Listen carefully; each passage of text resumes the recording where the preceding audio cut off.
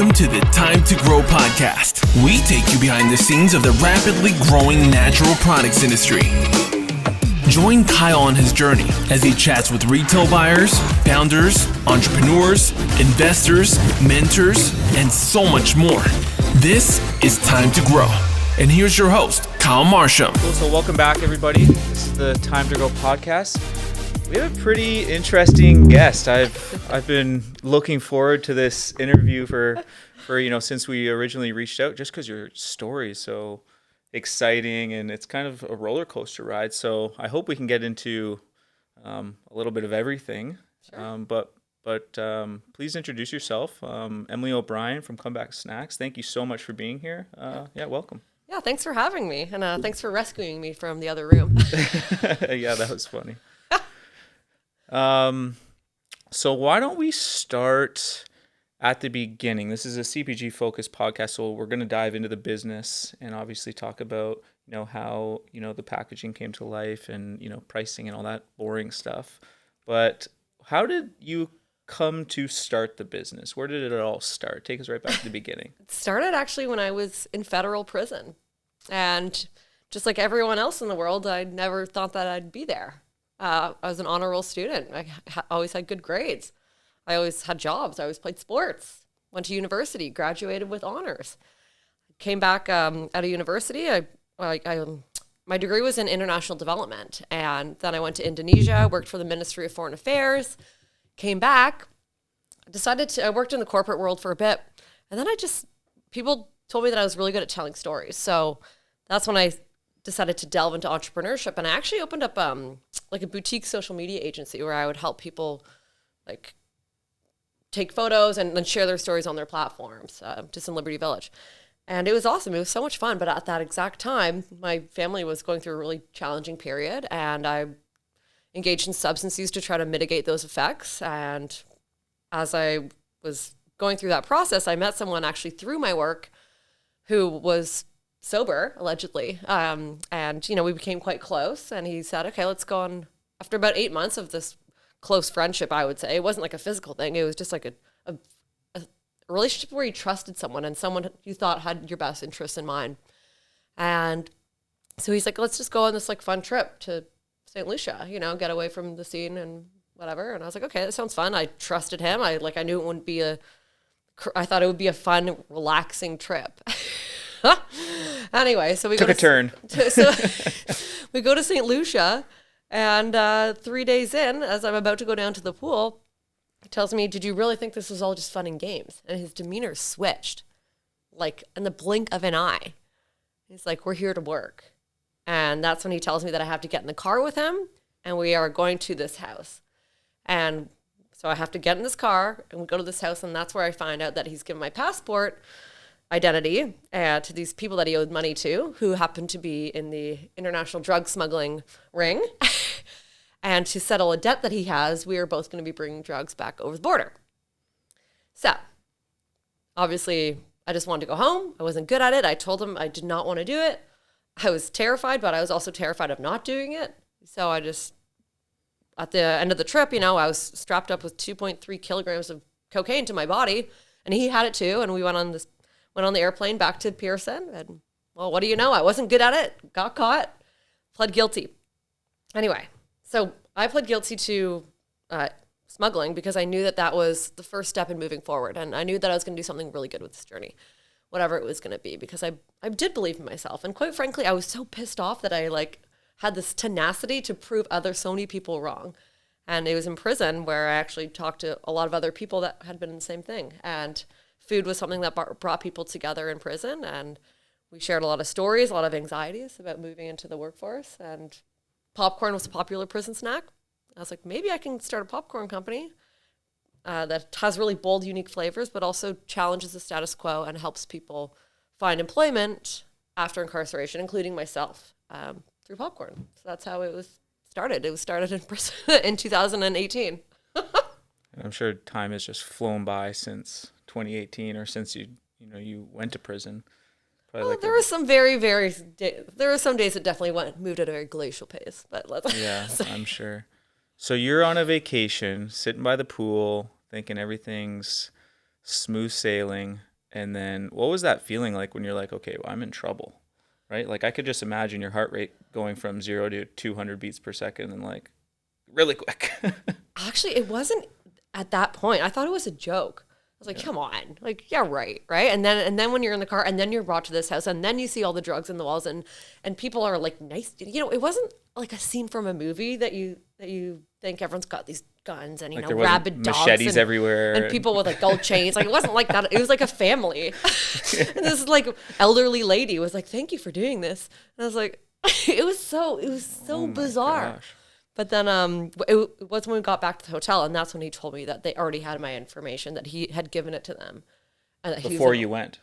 Yeah. So they already had, so that's kind of scary. Yeah. It's like they know who I am. Like, what if I don't do it? Like, they're going to come after me. Yeah, I wasn't about to mess with that world. Like, the safest way out was just to go home, you know. After I got arrested, there were so many people that tried to chime in. Oh, you should have done this. Like, yeah, okay. Yeah. You try being in a foreign country. Put yourself in that situation. Yeah, what are you can't call the police. The police, like, you know how much corruption there is? Like, Canada can't just, like, fly down on their little helicopter and rescue you. Like, so many worse things can happen. So you're strapped with all this cocaine on your physical body. Yeah. You get off the plane. Yeah. So you got onto the plane. You're flying with it. Which I was told that everyone knew about it. And so people, I don't know if this is true or not. So this is what I was told, but that everyone gets a cut in the process. So people already knew that you had it on the plane, like maybe a flight attendant or somebody in security that let you on. Allegedly, I mean. Yeah, so probably, for I sure. don't know. I've seen enough movies. I watch Blow. I've seen like how it works, but not really. But so then you have to go through customs. And I watched a few interviews or a few articles that you were interviewed on. And they asked you right out, like, do you have drugs on you? So you're like, something's up. Somebody's got a memo, right? Because who just asks that, right? Well, obviously, body language is the loudest language. Yeah, very true. In the room. And I was not comfortable with what was happening. And there's actually another piece to this puzzle. So because I was pretty hysterical towards the end of the week, and I knew that the day was getting closer, and I was panicking more and more. So he's like, okay, all right, when we get to Pearson, you know, you can just take them off and put them in your backpack and give me the backpack and I'll take through customs. I was like, okay, I felt just a little bit of relief. Okay. You know, and then we land up here. So I'm like, okay, I'm ready to go to the bathroom. And then he turns around. And he's like, it's too late now. So he never planned on that. He had nothing on him? He did. Oh. He did, but he had never planned on taking my portion. But it was just like another bait and switch. So after that, that's when I was just like, I'm so done. Did he get arrested too? Yeah. Yeah. I was just done protecting him, but not done protecting myself, which meant just try to be normal, because if I had sabotaged this entire operation, made a scene in the airport, it would have been my fault. Mm-hmm. Right? And then these are not my drugs. They're someone else's. So when I got pulled into secondary, they asked me normal questions. Oh, hi, what do you do for work? You know, how was your trip? And then they're like, okay, Miss O'Brien, like, and then they asked me questions about like my lifestyle, like, do you drink, blah, blah, blah. I'm like, yeah, I do. And then they're like, okay, you know, and then they, I guess they could, in the paperwork, they said they could see like a bulge underneath this dress. So like it was the most botched attempt of, it was so obvious, like it was under there. So that's when they asked me, okay, Miss O'Brien, like we're going to have to do a physical search and we just want to ask you, you know, do you have anything on you? Yeah, sure. Here you go. Well, then I looked at the floor and I couldn't see him because they had separated us at this point. Like, you walk through and then you're back to back because they don't want you trying to look at each other if you have some kind of code or whatever. So I looked at the floor and I was like, this telling the truth now is going to be my saving grace. And so it wasn't ratting, it was telling the truth. I did have drugs on me. I didn't say anything about him. If you lied, would your sentence have been worse? Well, they were going to search me anyway. So I knew that lying to a federal agent. Yeah, would have just complicated it. Like they already knew. Yeah, there's no way you're getting out of it. Yeah, exactly. So then you obviously get convicted. You go through that whole process, go through bail, have to tell your parents, right? And then you didn't go to an actual like prison. It was more of like a halfway house. What was that kind of experience like? Oh, no, I went to prison. Oh, like full doors, like full locked prison. Up? Oh, yep. Grand Valley Federal Institute for Women. What was that like? Scary? Honestly, people tried to scare me more than I was scared. You know, because I was like, if this can happen to me, it must be happening to so many other people. Mm-hmm. Right? And, you know, I was like, Mom, it's okay. I'm just going to camp. Because I knew that I was like a people person. And I knew that I wasn't someone trying to, be all rough. Like I'm tough, but I'm not like going to puff out like, I'm not like that. I'm more of like a class clown kind of person. And so I was more intrigued to like learn and see what I could build at that point. And I'd also, I was on house arrest for 2.5 years. So bail. And I was allowed to go to work and I was still running my social media agency, like kind of begrudgingly, because I felt like everyone was like watching me, I was like, ugh. But I actually met someone that was volunteering at an event that I was at. And this just all kind of goes into like always like do kind things and kind things will happen. I'd actually offered to help like a nonprofit with their social media. And they were at this event. And turns out that nonprofit with the John Howard Society was called Clink Coffee. And of all the nonprofits, this Clink Coffee was a coffee company that employed the formerly incarcerated. Okay. And the person that worked for them, as I found out, was someone that had been to prison for the exact same thing that I was about to go to prison for. And so we became friends. And I was like, what are the odds of that, right? Mm-hmm. And so she's like, I'm going to help you. She's like, don't worry, it'll be fine. And so she helped me. She helped my family navigate the whole process. And so that also kind of helped. And we're still friends to this day.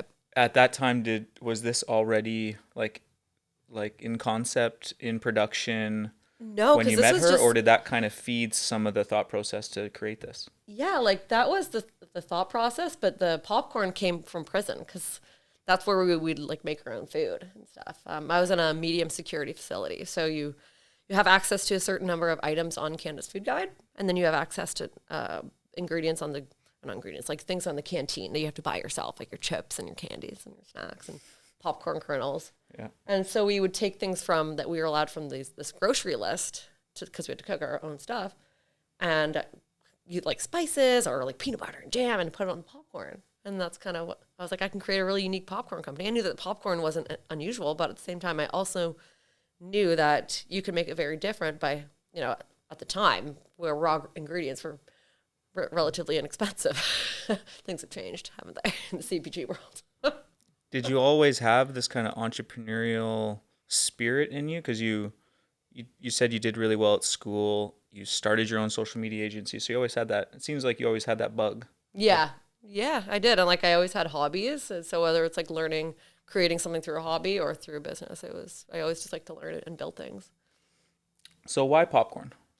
Well, popcorn was a popular prison snack, right? It was something that we all shared, and it was something that we could all, we made all sorts of things in there, but I always loved popcorn as well. And part of my substance use actually was due to like a concurrent addiction, because I had issues with eating in the past. And so I would use substances to kind of mitigate those effects. And popcorn was one of the foods that I would like to eat as part of that recovery. Mm-hmm. So not only was it a popular prison snack, but it was also like a food that was important to me and in my personal recovery. So you clearly are very creative. You have that social media experience, so you're really good at social. What have you found out about starting a brand that was kind of shocking to you? Because there's a lot that goes into it outside of, creating an awesome package, getting it to like, what was the whole creating a CPG business like? Creating a brand or creating a CPG business? Two different things. Well, when I was building it, I wasn't thinking about creating a brand. I was thinking about how can I tell this story? Mm-hmm. Right? And how can I make this the most relatable and the most impactful? And I guess that's what a brand is. Like I wasn't in prison being like, I'm going to create this great brand. It's like, I'm going to change the stigma and through storytelling and through popcorn. So, that's kind of how I built that. And, you'll see all the logos were actually designed, like the core logo, the initial concept was designed in prison. And my now business partner and we would sketch logo designs back and forth through snail mail. Yeah, I'm serious. And our slogan, popcorn so good it's criminal, was also conceptualized in prison and also made with conviction. So because in prison, all they tell you, you're going to have this record, you're going to have this conviction, here's a criminal. And so I wanted to take that language and own it and use it as a source of power instead of something that, we can do. I think that's so important for a brand to, humanize itself, right? When people think Comeback Snacks, they think Emily, right? Mm-hmm. Which is so important. And I think it really gets people behind the brand, right? I told my brother I was interviewing you today. You were coming on the podcast. Yeah. And I was telling, my version of the story from the research I did. Yeah. And then he Googled it. He's like, goes on your website and he's like, popcorn's so good, it's criminal. He's like, I freaking love that. That's so funny, right? So he was like so excited to for you to be on this as well and for us to have this conversation. Oh, good. But yeah, no, I just love everything you're doing. It's like as you dive into the business more and the mission behind it, you can tell you're so passionate about what you're doing. Yeah. Can you tell us a little bit more about the mission and how it's been going since starting the brand, right? Because it's the whole purpose of the business, right? Yeah, and that's what it started. It started with people, and then popcorn was the vector to that. And because I met so many people, and every single person that I met in there was just felt so misunderstood, and like they had the whole world against them. But I believe that I know everyone in this world has messed up on their life, and also a lot of people in prison just had, come from such horrific circumstances prior to that. And I considered myself incredibly lucky, and so some people were in prison because of the things they couldn't even control. Like they were born into like an abusive family or like, trapped in this abusive relationship. And so they retaliated, or like they were addicted to drugs and then began selling drugs because of this trauma that they'd experienced. Right. But you can't, it's really hard to want to rebuild yourself or like have the confidence to rebuild yourself if you have no one on your side. Mm-hmm. And so I wanted to be that because I believe in people and I believed in myself, and I knew that this was going to make the next part of my life the best it's ever been. But you also have to take ownership and accountability. You can't just spend your life hating the people that you think did things to you, because obviously people hurt other people. It's just the way that it is, but you can't linger on those feelings of resentment because it won't get you anywhere. So in prison, I knew that I wanted to use popcorn as a form of employment, and also, changing the stigma, like showing that people have skills, showing that people have talent, showing that people are worthy of second chances or first chances. And so when I came out of prison, and this was 2019, we started in like this little commercial kitchen, and then within 6 months we had our first internal hire, which is great. His name was Chris, and he'd been incarcerated in Kingston. And he also came from, horrific trauma and abandonment. And I was so happy that he came to us, that he was like brought to us, like just through life. Right. And, it changed his world. It changed himself. And now he's like a manager at a grocery store, so it's so great to see that. And so, but as you're growing CPG company, you know how hard it is to hire, or how not how hard it is, but how few resources you have financially to hire as many people as you want. So I had to figure out a way to scale it in a different way. And so I ended up partnering with, the Ministry of Labor, Monty McNaughton. He created a fund for all these employers to basically create inclusive hiring policies and training programs for the formerly incarcerated, so people can apply to businesses that have this training, and then they'll be able to grow into the business. Like Scale Hospitality is one of them. I'm actually going in there on Monday, and they're a restaurant group in Toronto, and they have a whole training facility. Wow. And so people coming out of prison or just a rough time in life can go there, get trained on, how to be a chef, how to be a hostess, how to be a bartender, how to be a server, and then grow up in the hospitality chain. So it's partnerships like that are really good. So then are you pulling from those resources to find employees for comeback? Yeah, like we have a team of 5 right now, and so I actually have a great team. We have events staff as well, which is great because it's holiday season, so I'm like, oh my gosh, we have so many things that we need to do. Yeah. And I also work with Spot Work. Okay. So Spot Work, they're an app, and they post jobs by employers that have fair chance hiring policies. So we're on there, and so when we need help with something, it can be like for a day or a time period, and we'll post it on there. Yeah, so it must be exciting giving them a second chance, right? Because they probably they get out, they go and obviously try to get work, and people just shut them down just because, right? It must be such a, grueling part of their life just to get back to some sort of normalcy, right? And then you sit down with them and, you can give them that shot, right? It's pretty amazing what you're doing. Yeah. Are there a lot of other companies doing what you're doing I don't think in the CPG space, but. Yeah, I don't know about the CPG space. I know there was Dave's Killer Bread out of the US. And this is kind of what I did in prison. I was researching all these things. I wasn't researching. I was getting my mom to print things off the internet and send them into, mail them into me. And I would read a lot of books. I would request certain books from the library and read about certain stories. And, I also read about Con Body in New York, and they're like a gym that all their trainers came out of prison. Yeah. So reading success stories like that was also another source of motivation for me. Has it impacted you getting your product into retail in a positive or negative way? I think positive way for sure. I mean, when I first launched it, some people were like, no one's going to eat. Oh, hold on. I should back up. So the original name was actually Collins and Kernels. Yeah. And then as we kind of came into the marketplace, we realized that was a bit alienating for who we were. We didn't want to alienate ourselves, and we didn't want to kind of restrict the category, right? So that's when we changed it to Comeback Snacks, because it made it more universal. Yeah. And just more inclusive for everybody. So, and since we did that, then that's kind of when you see that little hockey stick. Who was the first retailer to bring the product on? It was the Horn of Plenty store in Dundas. Yeah. Yeah. So I grew up in Hamilton, and this store was actually right around the corner from the halfway house that I was living in at the time. Because after prison, I had to live in a halfway house as this like transition, into the community, whatever. And at this time, I had already kind of shared the story with the media. And so we got so much outreach from everyone in the community.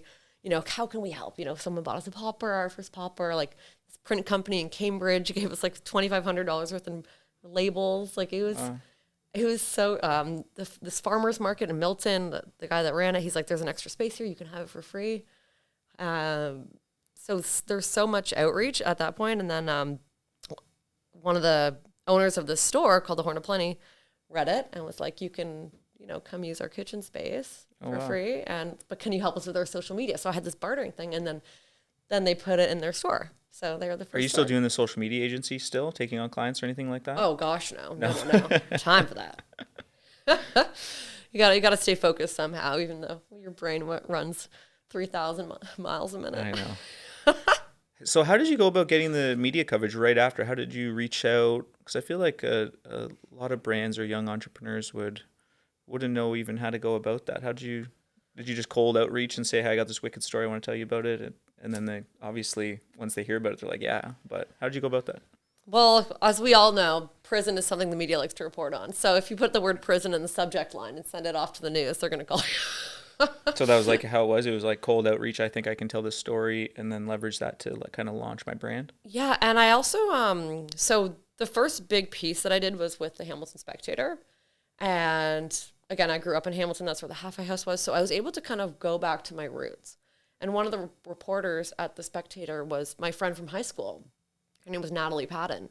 And so she knew me. She knew who I was in high school. And she's like, I want to tell this story the right way. So you can't just like pick any outlet and be like, yeah, I did it in a very specific way that I knew that someone that knew me, someone that was going to tell the story the right way, and not just about crime, but like to help people understand how these things happen. And it was like one of the most read articles of the entire year. Yeah, no, that's 8 awesome. pages in a print paper. Yeah, you really controlled the narrative. Yeah. Right? In a really positive Because I know way. it's too easy for like it to be taken out of 100%. your control, right? Especially with this kind of thing. Yeah, 100%. So where's the business today? How many SKUs? How many flavors? What's next? Where's the actual nitty gritty of Comeback Snacks? Nitty gritty? Well, we're going through, we just got some designs for our upgraded packaging for our caramel line. So these are the snack size, but and you know how expensive these things are, right? So they're going to have a more uniform look. And we're going to be launching a sugar-free caramel next year. Exciting. Yeah, very good, important for the wellness space. Yeah, very much on trend. Love it. And then we're going to be launching 2 new savory SKUs next year. But so we just we're trying to finish closing off a round of investment. We're just about there, and then once we do that, we can like fire off all these plans that we've had. Yeah. So we have 5 caramel SKUs currently. We have salted chocolate caramel, lemon meringue caramel, double coated caramel, peanut butter and jelly caramel, which is one of my like prison creation flavors, and then peanut butter chocolate. And then these 2 savory SKUs are lemon pepper dill and triple cheese. So again, it's very hard to get into retailers with like, here's my sweet and salty, because there's so many of them, private label, like popular brands, right? So that's how we wanted to differentiate ourselves, was like through like really powerful but good flavors. And you can even actually mix these two. You can make it a lemon, pepper, dill, cheese hybrid. Yeah, they're very unique flavors, right? Is there anyone? So most of the flavors came from experiences while you're in prison, and you're kind of like dabbling with a few others. What went into that process? Because I love the way you've gone about it. Yeah, these two, these were like the original recipes, or like the kind of the foundation for these flavors came from prison. And that's because we had a lemon, pepper, and a dill spice, and we put it on. And I was like, oh man, this is so good. This is so different. Why is there no popcorn companies with like flavors like this? And then the triple cheese actually was, this is a funny story, but I would buy like macaroni and cheese, like no name off the canteen. And then I'd put the cheese powder on it, on my popcorn. But obviously, you want to be in like the healthier realm, like we can't have Kraft dinner powder. So we had to kind of source not the cleanest ingredient. Yeah. So we wanted to make it like market friendly like that as well. How'd you learn about what it takes to get into retail? Did you have a mentor, or did you how did you educate yourself? How did you level up your skills to take it from, a brand to on shelf? Yeah. So our first mentor was actually Dave Chilton, the wealthy barber out of Kitchener, Ontario. And he's got a bunch of companies. So he helped with that. We ended up pitching on Dragon's Den very, very early. So that was a really fun experience, just getting in front of people. It kind of felt like I was just at my parole hearing, let me out of prison. And then as we grew, like people, because more and more outlets were picking up the story, then we'd have people offer us their advice and things like that. And then when we got our first distributor, the Neal brothers, shout out Pete and Chris, they were tremendously helpful as well. And they really wanted to help us get us in there. And like, I don't have a business degree. Like my degree is in international development. And I don't have a food degree, even though those are both things that I wanted to do. But my math wasn't good enough at the time for commerce, and my science wasn't good enough. My chemistry wasn't good enough for nutrition. And like, it just goes to show, like, you can learn all these things. You can teach these things along the way, and people will help you, but you'd have to put in the work into educating yourself. So whether it's in the form of people or podcasts or books, online webinars, like it's like we're in the information age. And so information is so easy to access. Yeah. And if you're doing a good thing, if you're helping people, people want to help you. Yeah, no, I couldn't agree more. Did the Neal brothers kind of help you fine tune your pricing and, help you understand like what a promotional calendar looks like and how to like set up the foundation to then go to like a retailer with like that package? Yeah. And then my business partner as well. So my business partner, his name's Ryan. And so he's got the Ivy background. So I'm very, very lucky to have him because I'm the one that's out there and he's the one that's like crunching all the numbers, doing all the forecasts managing and all that P&L. stuff. Yeah. Yeah. So he's like brilliant in that regard. So I'm very, very lucky that we're a really good team. Nice. And then, so you got a distributor. Yep. You started scaling your distribution. Yep. When did some of the larger retailers start coming on board? So the first one was Sobeys. And we did the Sobeys in and out with that. The local program? We're in the local program now. Yeah. Hi, Sherry. She was just on. I know. I'm going to be seeing her in December too. Nice. Tahoe. Did you see her? I noticed, I don't usually like doing like current events, but you were at Grocery Innovation. Yeah, yesterday. I might go back for this for lunch. I know. I might swing over, but yeah, it's just a networking event. You see all the familiar faces. But so you got into Sobeys in and out program. Yeah. How did that go? Good, really good. And then now we're in Farm Boy. But what I would do is like I would just drive around and go into some of these stores, like, and even just like the connections that I had, like that's how I got into the Pusteries, and then Stock TC, and some not really so much like the larger change because like at the time we didn't have like production capacity, and there's so many rules that come along with the big retailers. But now that we have the production capacity and we have great flavors, but then again it all comes down to the listing fees, right? And then the trade spend. So we didn't want to grow too big and be like, yeah, let's be in all these stores. It's like, oh, crap, we can't even afford it. And like that's like one way that you'll kill your company is just by growing dumb. Right? You have to grow smart. Did you understand kind of the trade spend component and listing fees prior to going to Neal Brothers? Nope, but I learned it. Yeah, no, and I'm just asking because it's probably the biggest part of what we do at Marsham on the broker end is building out trade plans and building out those promotional calendars and managing it so it doesn't, affect your business so much, right? Yeah. And then you touched on the importance of basically market research. Like, go into the store, talk to the store managers, look at the category, look at the pricing, look what's happening in popcorn. Yeah. Right. And I don't think enough people actually take the time to drive around to the stores. Right. Like I make an effort to try to do store tours probably once every 2 months, go to like 10 different stores and just get a feel for like what's on the end caps. What are the stores promoting? What impact is seasonality having? Right? What are the big guys doing? What are the small guys doing? Yeah. Right? Well, how's inflation impacting retail? Right? All those little things go into it. And then trade spend, right? If you can, it can eat away at your profit margins like that if No. you don't know how to build it in, or and then the retailers are asking like for a BOGO or for 20% or whatever. Yeah, free You're fills. like, sure, Yeah, let's do it, right? And then you're like, oh shit. Yeah.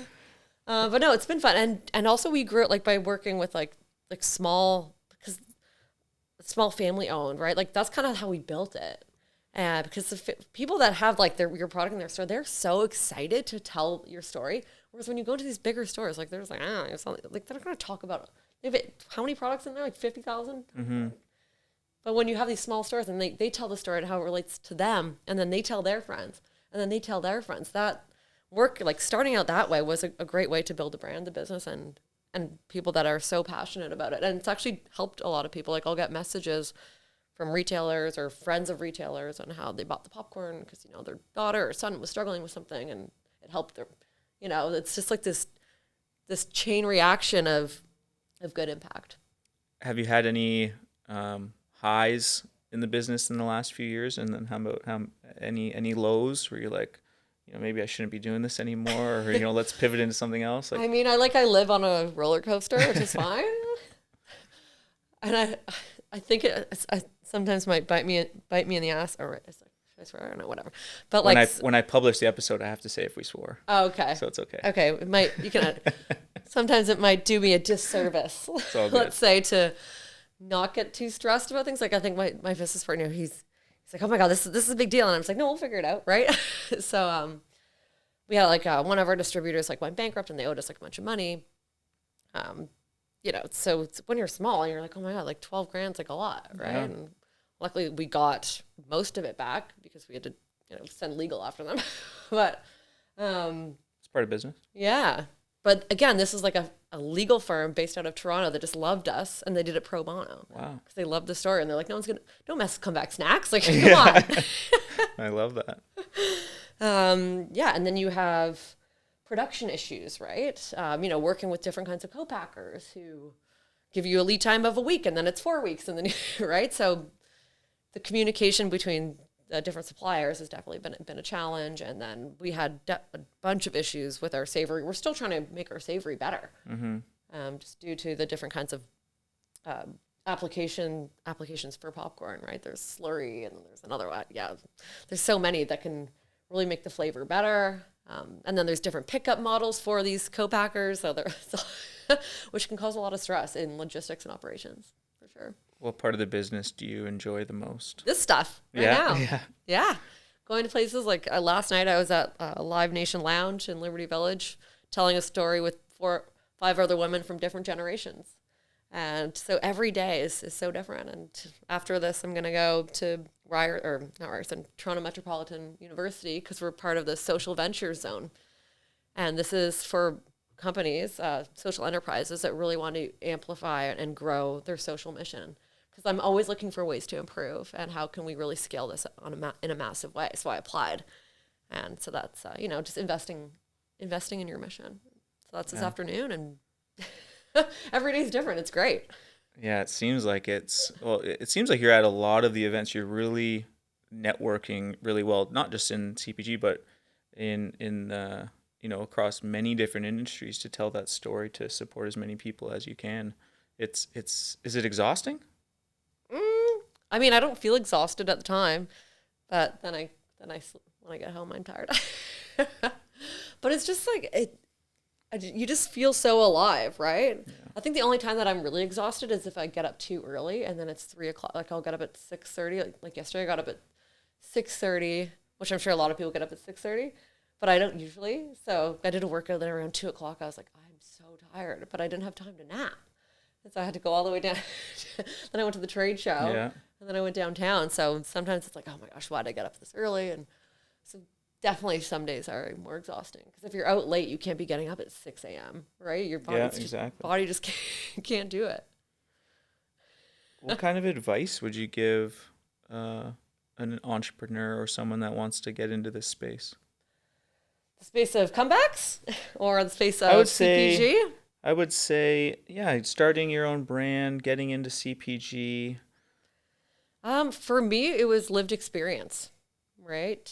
And I think a lot of people start their brands that way. But make sure that you incorporate that lived experience into other people's lived experience. You know, it can't just be about you and your story. It has to be about how you're really helping others and bring other people into that journey, which is why I love to share other people's comeback stories and work with organizations where, you know, people are needing comebacks. Like I'll do workshops and things like that and do things that are, you know, you have a brand and a company and a business that you have to build, but it won't grow if you're not helping other people grow as well. Yeah. I really, a lot of the best brands come from that lived experience for sure. I almost died. It was almost a death experience. So, you know, yeah. right? Almost died from, you know, hurting myself with the substances. I almost, you know, the trip, things could have gone wrong. So lived experience is right. Yeah, no, 100%. Where can everybody find the product, website, give yourself a shout out, all of the above? Well, yeah, our website for sure is where you can get all of our flavors. We just launched our holiday lineup. We're in, Farm Boys. That's every store has it. Some local Sobeys, but on our website we do have a locations finder, so you can go on there. And then we're also at the Sherway Gardens Holiday Market coming up, so that'll be at the end of November. But yeah, if you want it like right now, you can order it from our website. And nice. And then if they want to follow along with you, yes, Emily O'Brien on Instagram. Right? Ems.O'Brien, but you can put that on the thing. And then at Comeback Snacks. And yeah, if you're a retailer out there and if you'd be interested in carrying the product, hit me up. It'd be great. I actually met a retailer at the show last night. Nice. Fiesta Farms. Beautiful. Was there. She's like, oh my God. She was at the show that I was talking at. Yeah. She's like, we're going to bring you in. So it's just doing things like that. Yeah, you never know who you're going to meet, right? It's exciting. And to Fiesta Farms. Yeah, so exciting. But thank you so much for coming on the show. This was awesome. I had a lot of fun. Me too. And I wish you nothing but the best. And I hope to see Comeback Snacks on more shelves across Canada. Oh, it will. It will be. Very exciting. Thank you.